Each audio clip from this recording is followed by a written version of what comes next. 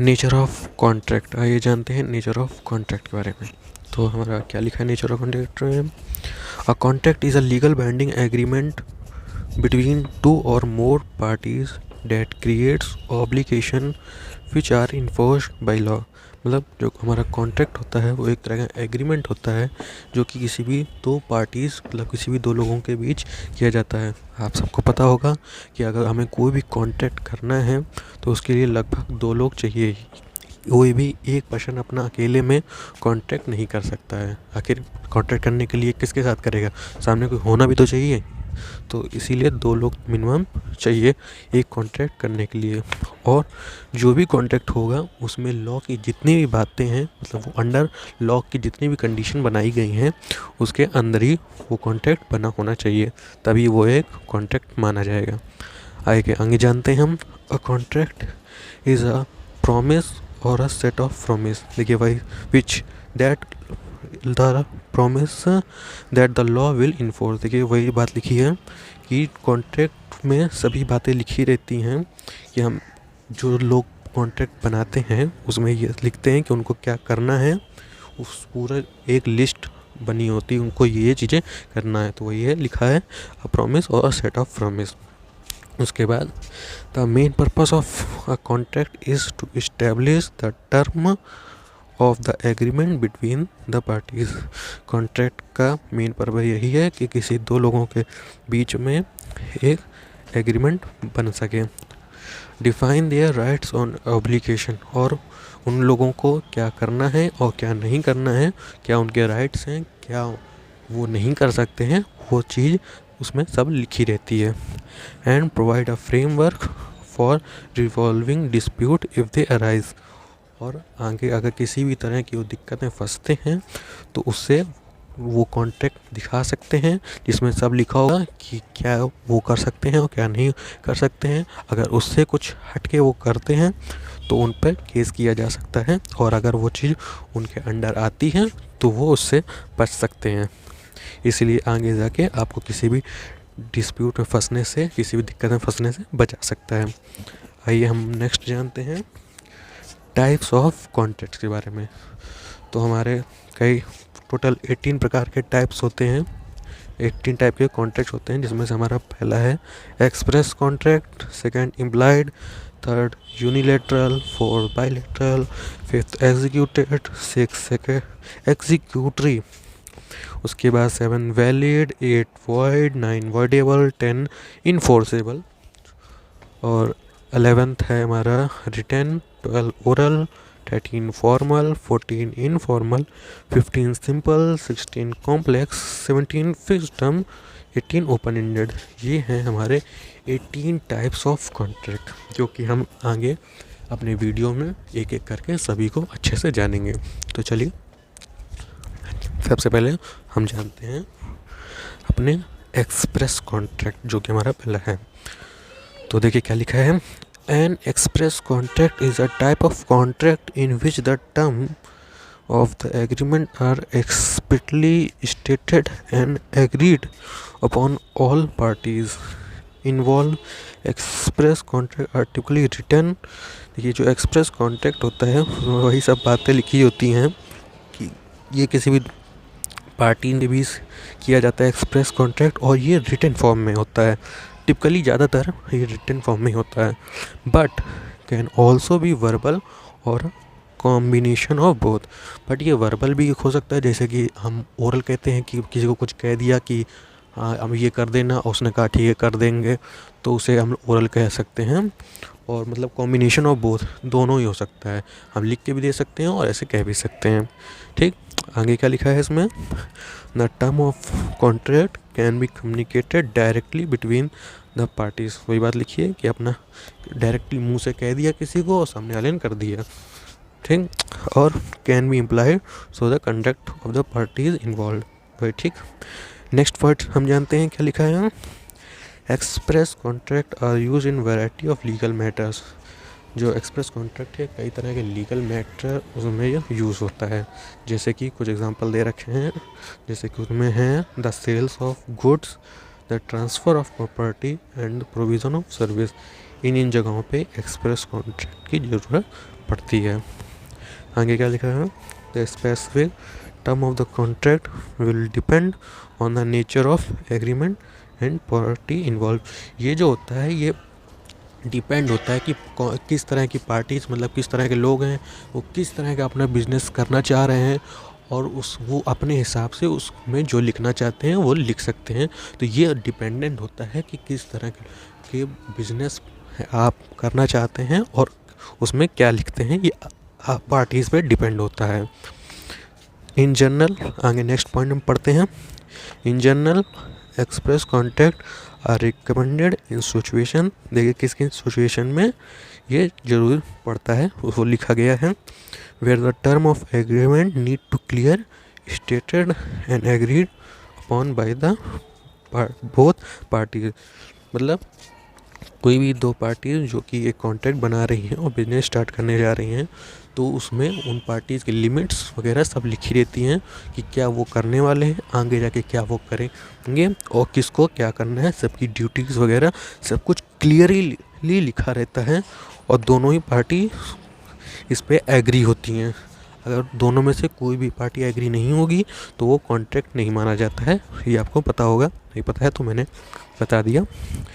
और आगे जानते हैं, in order to avoid any confession और misleading misunderstanding that may arise, देखिए वही बात लिखी है कि बाद में आपको किसी भी गलत मिसलीड होने से बचाता है, मतलब किसी भी दिक्कत में फंसने से बचाता है। तो आपको एक्सप्रेस कॉन्ट्रैक्ट के बारे में समझ में आ गया होगा। अगर आपको नहीं समझ में आया है तो एक बार आप और वीडियो थोड़ा सा पीछे रिवाइंड करके दोबारा देखेंगे तो ज़रूर समझ में आ जाएगा। 1-2-3 बार रिवीजन करेंगे तो आपको अच्छे से याद हो जाएगा कि एक्सप्रेस कॉन्ट्रैक्ट क्या होता है। इसी तरह से आपको सारे पॉइंट पढ़ने हैं। एक बार में देखिए किसी को नहीं याद होता है, जब वो 2-3 बार एक ही चीज़ को देखता है तब उसको पता चल जाता है कि हाँ यहाँ पे ये आने वाला है और वो उस चीज़ को याद भी हो जाती है। आइए आगे जानते हैं हम हमारा जो सेकंड नंबर का कॉन्ट्रैक्ट है उसके बारे में। तो हमारा सेकंड नंबर का कॉन्ट्रैक्ट है एम्प्लॉयड कॉन्ट्रैक्ट। एम्प्लॉयड, देखिए फर्स्ट पॉइंट क्या लिखा है एम्प्लॉयड कॉन्ट्रैक्ट में, implied contract are contract in which the term are not explicitly state. देखिए ये इस तरह का कॉन्ट्रैक्ट होता है जिसमें ज़रूरी नहीं है कि जैसे एक्सप्लिसिट कॉन्ट्रैक्ट में सब कुछ लिखा गया था कि क्या आपको करना है क्या नहीं करना है, उसमें रिटन फॉर्म में ये ज़रूरी था। इसमें ऐसा कोई ज़रूरी नहीं है कि सब कुछ लिखा ही जाए, ठीक, but can be inferred from the context of party involved, but लिखा भी जा सकता है, ज़रूरी नहीं है। Unlike express contract the term of an implied contract are not directly agreed by the parties but are instead understood through the action and circumstances surrounding the agreement। ये ज़रूरी नहीं है कि वो चीज़ लिखी ही जाए, ये सामने वाला पर्सन सामने वाले के एक्सप्रेशन देख के समझ भी सकता है कि मतलब क्या कहना चाह रहा है वो और अब उसको क्या करना है। ये समझाने के लिए नीचे देखिए एग्जाम्पल भी दे रखा है। फॉर एग्जाम्पल देखिए सेकंड पॉइंट, जानते हैं क्या है वो एग्जाम्पल, हम उससे समझने की कोशिश करते हैं। तो एग्जाम्पल में लिखा है हमारा, when a customer walk into A store and purchase a product, कोई इंसान अगर शॉप पे जाता है और कोई चीज़ खरीदता है, it is understood that there is an implicit agreement between the customer and the seller of that customer will pay for the product. जाहिर सी बात है, अगर आप किसी दुकान में जाएंगे और कोई सामान खरीदेंगे तो सामने वाले को उसके पैसे देने पड़ेंगे। इसके लिए कोई अब कॉन्ट्रैक्ट तो बनाएगा नहीं कि चलिए कॉन्ट्रैक्ट बनाते हैं, चल के आपने हमसे ये सामान लिया। ये तो नॉर्मली हम लोग भी किसी शॉप में जाते हैं, लाइक कोई सामान खरीदने गए, हमने उससे कहा ये दे दीजिए, उसके बदले हम उसे पैसे देते हैं, तो सामने वाला समझ जाता है कि हमें पैसे देने हैं इसके बदले। तो ये आ जाता है हमारा सब इम्प्लॉयड कॉन्ट्रैक्ट में, है ना। तो आगे देखते हैं क्या है, the term of this agreement such as price of the product and the method of payment. क्या इसमें वही कहा था कि प्रोडक्ट और इस प्राइस के बारे में जो मेन चीज़ है इसमें वो इम्प्लॉयड कॉन्ट्रैक्ट है। Are not explicit state but can be inferred from the conduct of the party. देखिए इसके लिए कोई कॉन्ट्रैक्ट नहीं बनाया गया, पर जो दोनों ही पार्टीज थी, लाइक जो मैं सामान लेने गया और सामने जो शॉपकीपर में जो इंसान बैठा है, वो समझ गया कि इसे ये सामान देना है और हम समझ गए कि हमें इस सामान के बदले पैसे देने हैं, इसके लिए हमें कोई कॉन्ट्रैक्ट बनाने की जरूरत नहीं है। ठीक, यही इसमें लिखा है।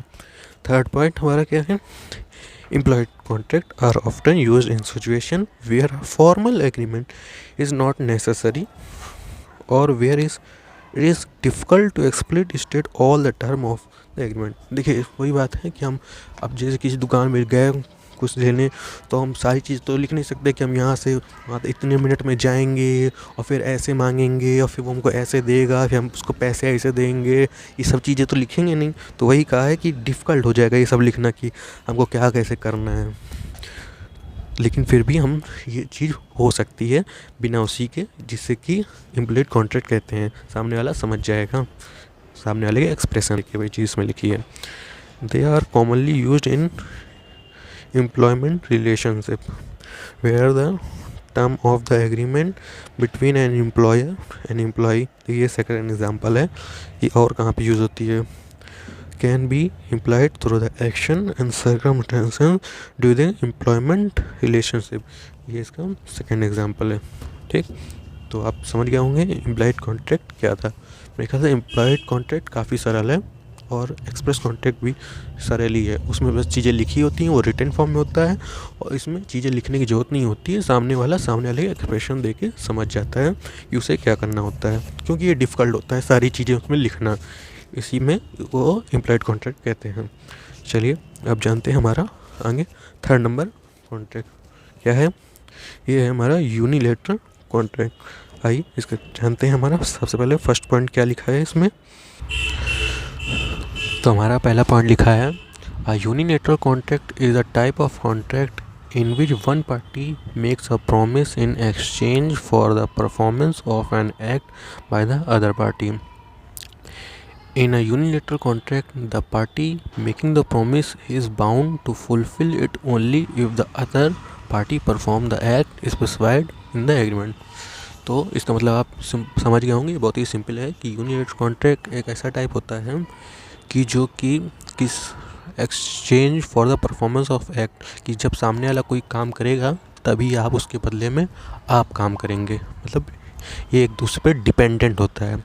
जैसे कि the party making the promise, कोई अगर कह रही है, कोई प्रॉमिस कर रहा है दूसरे सामने वाली पार्टी से कि अगर तुम ये करोगे तो मैं ये कर दूंगा, और ये बाउंड होता है सामने वाले के प्रॉमिस से, मतलब बंधा हुआ होता है कि जब वो काम करेगा तभी मैं ये काम करूँगा, अगर वो ये काम नहीं करता है तो मैं भी ये काम नहीं करूँगा। देखिए एग्जाम्पल दे रखा है इसी को समझने के लिए। एग्जाम्पल समझते हैं हम।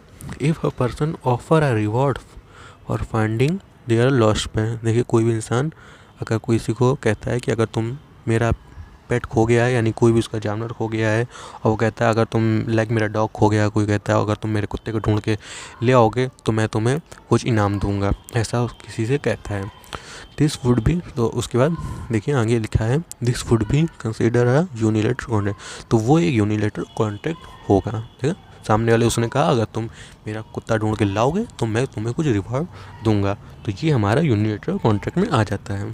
ठीक, आगे लिखा है इसमें, the person making the offer promise to pay the reward if the other party find the lost pet. ठीक, अगर वो सामने से प्रॉमिस करता है कि अगर तुम कुत्ता ढूंढ के लाओगे तो हम तुम्हें रिवॉर्ड देंगे। However the offeree is not obligated to find the pet, जबकि सामने वाला ऐसा बंधा हुआ नहीं है कि उसको पेट ढूंढ के ही लाना ही है, पर हम एक ऑफ़र दे रहे हैं। जैसे कि हम लोग प्रचार नहीं करते हैं, जब कोई खो जाता है तो हम लोग उसको पोस्टर लगा देते हैं कि जो भी कोई भी इसकी इन्फॉर्मेशन देगा उसको रिवॉर्ड मिलेगा। ऐसा ज़रूरी तो नहीं होता है कि जिसने देख लिया अब उसको लाना ही लाना है, ये तो पर्सन पे डिपेंड करता है कि उसको ये काम करना है कि नहीं करना है, तो वो बाउंडेड नहीं है कि उसको लाना ही लाना है। ठीक, आगे बढ़ते हैं। An offer is not obligated to pay the reward unless the pet is actually found, और जो ऑफ़र कर रहा है वो भी ऐसा बाउंड नहीं है कि उसको वो रिवॉर्ड देना ही पड़े, जब तक कि सामने वाला वो प्रॉमिस पूरा नहीं कर देता है। जब वो प्रॉमिस पूरा करेगा तभी वो रिवॉर्ड देगा उसको। ठीक, हमारा third point, unilateral contract are distinct from bilateral contract. जो हमारा यूनिलैटरल कॉन्ट्रैक्ट होता है वो बाइलैटरल कॉन्ट्रैक्ट से अलग होता है। बाइलैटरल कॉन्ट्रैक्ट हमारा फोर्थ टाइप का कॉन्ट्रैक्ट है, ठीक। उसके बारे में हम अभी आगे जानेंगे, तब तक इसको जानते हैं, आगे बढ़ते हैं। In which both parties are obligated to fulfil their promise once the contract has been formed. इसमें दोनों पार्टीज बाउंड कब होती हैं, जब सामने वाला वो प्रॉमिस पूरा कर दे, उसके बाद अपने जो ऑफ़र देता है उसको भी वो अपना प्रॉमिस पूरा करना होता है। अगर सामने वाला उसके लिए लाइक उसने कहा पेट ढूंढ दो और वो ढूंढ लाया तो उसको रिवॉर्ड देना ही पड़ेगा, ठीक, अगर उसने प्रॉमिस करा है। Unilateral contract are commonly used in situation where one party wishes to incentive to the other party to perform a specific act, such as offering a report to finding a lost item or offering a prize for currently solving a puzzle। वही बात लिखी है, unilateral contract उस तरह contract होते हैं जिसमें कि कोई काम हो रहा हो और उसके बाद सामने लगा उसको कर देता है तो उसके बदले में उसको कुछ रिवॉर्ड वगैरह दे रहा हो, और जब वो काम होगा तभी वो और रिवॉर्ड उसको देगा। इस तरह के कॉन्ट्रैक्ट यूनिलैटरल कॉन्ट्रैक्ट में आते हैं, ठीक। आप समझ गए यूनिलैटरल कॉन्ट्रैक्ट क्या होता है। तो हम बढ़ेंगे अपने नेक्स्ट टाइप ऑफ कॉन्ट्रैक्ट के बारे में। ये देखिए, ये है हमारा 4 नंबर का जो कि है बायलैटरल कॉन्ट्रैक्ट। चलिए बायलैटरल कॉन्ट्रैक्ट के बारे में जानते हैं। क्या है bilateral contract. Number 1 point, A bilateral contract is a type of contract in which both parties make promise to each other। Bilateral contract हमारा उस तरह का कॉन्ट्रैक्ट होता है जिसमें कोई दो पार्टीज प्रॉमिस करती हैं एक दूसरे से कि वो एक चीज़ करेंगी। इन bilateral contract both parties are obligated to fulfill their promise once the contract has been done। इसमें दोनों बाउंडेड होती हैं, तो अगर एक बार वो प्रॉमिस जो उन्होंने करा है अगर वो हो गया तो उनको वो काम करना ही पड़ेगा, ठीक। ये इसमें लिखा है, ये मतलब होता है बायलैटरल कॉन्ट्रैक्ट। हमारा सेकंड पॉइंट जो कि इस एग्जांपल लिखा है, हमारा एग्जांपल से हम इस चीज़ को और अच्छे से समझेंगे। देखते हैं हमारा एग्जांपल क्या लिखा हुआ है। If a person entered into a contract to purchase a car from dealership, this would be considered a bilateral contract। मतलब कोई एक इंसान एक कार खरीदने जाता है किसी भी शोरूम में, नहीं तो वो एक बायलैटरल कॉन्ट्रैक्ट होगा। Both the buyer and the seller make promise to each other. The buyer promise to pay the agreed upon price for the car and the seller promise to deliver the car to the buyer. मतलब जो हम खरीदने गए, मान लीजिए कोई car, तो हमने उससे कहा कि हम आपको पैसे देंगे और वो हमें उसके बदले कार बेच देगा। ये एक तरह का बायलैटरल कॉन्ट्रैक्ट है। Both parties are obligated to fill the promise when the contract has been formed.